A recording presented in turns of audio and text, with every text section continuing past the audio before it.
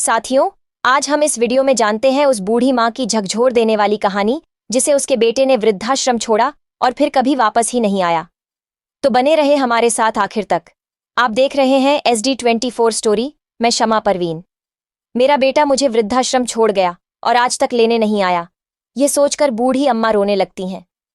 मेरे पति के देहांत के बाद बूढ़ी माँ के लिए उसका बेटा धर्म ही उसका इकलौता सहारा था। पिता के देहांत के बाद धर्म ने ही घर की सारी जिम्मेदारी उठाई थी। माँ बेटा एक दूसरे के साथ खुशहाल जिंदगी बसर कर रहे थे।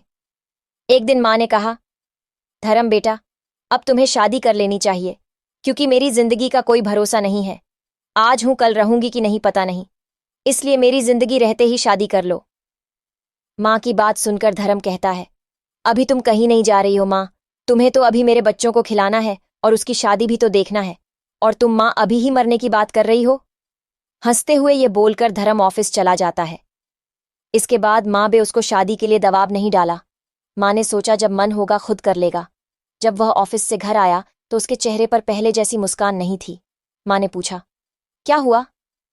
कोई परेशानी है बेटा तो मुझे बताओ। धर्म कहता है, ऐसी कोई बात नहीं है माँ, ऑफिस में थोड़ा काम का प्रेशर है, उस वजह से परेशान हूं। यह बोलकर अपने कमरे में चला गया। जब माँ उसके कमरे में खाना लेकर जाती है तब वो खाने से मना कर देता है और कहता, मैंने ऑफिस में खा लिया, आप जाकर खाना खा लीजिए। धर्म अब पहले जैसा ना हंसी मजाक करता और ना ही पहले जैसा माँ से बात करता है।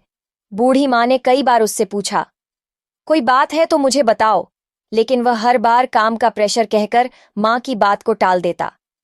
एक दिन धर्म ने माँ से कहा, मुझे अमेरिका की एक कंपनी से ऑफर आया और सैलरी भी अच्छी खासी दे रहा है। मैं कुछ महीने वहां काम करके आपके पास लौट आऊंगा। जब माँ ने उससे कहा, मैं अकेली कैसे रहूंगी?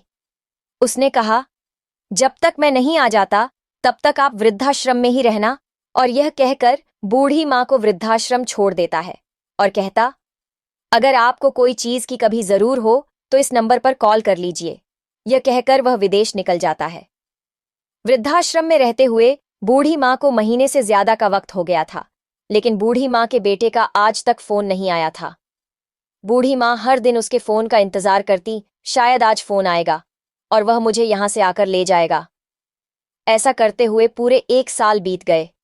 अब बूढ़ी माँ की उम्मीद खत्म हो चुकी थी। अब उसे लगने लगा था उसका बेटा अब कभी नहीं आएगा। एक दिन बूढ़ी माँ की तबीयत बहुत खराब हो गई और वृद्धाश्रम के लोगों ने बूढ़ी माँ से उसके बेटे को फोन करने के लिए कहा, लेकिन जब उसने फोन करने से मना कर दिया, वृद्धाश्रम के लोगों ने बूढ़ी माँ की बात को काटते हुए उसका नंबर मांगा जो उसके बेटे ने विदेश जाने से पहले दिया था। वृद्धाश्रम के लोगों ने फोन किया तो पता चला कि वो उसके दोस्त का नंबर है। उसकी बात सुन वृद्धाश्रम के सभी लोग चौंक गए, क्योंकि उसके दोस्त ने बताया कि उसका दोस्त का कुछ महीने पहले ही देहांत हो गया। उसे लास्ट स्टेज कैंसर था और वो नहीं चाहता था कि उसकी बीमारी के बारे में उसकी बूढ़ी माँ को पता चले, ताकि वह अपनी आगे की जिंदगी खुशी से जिए और उसके ना रहने पर भी उसका ध्यान रखने वाला हो। इसलिए उसने अपनी बूढ़ी माँ को वृद्धाश्रम में छोड़ दिया। यह बात सुनकर वृद्धाश्रम के सभी लोगों के आंखों में आंसू बहने लगे और वो लोग कहने हम कितने गलत थे जो उसके बेटे के बारे में बुरा सोच रहे थे, और उन लोगों ने भी वादा किया कि उसकी बूढ़ी माँ को हम सभी खुश रखेंगे, जिससे उसे कभी भी अपने बेटे की याद ना आए। जिंदगी के हालात हमेशा साफ नहीं होते और कभी कभी लोग अपने प्यारों की भलाई के लिए कड़े फैसले लेते हैं। हमें दूसरों के फैसलों को जल्दबाजी में नहीं आंकना चाहिए, क्योंकि हर कहानी के पीछे एक अनकहा सच हो सकता है।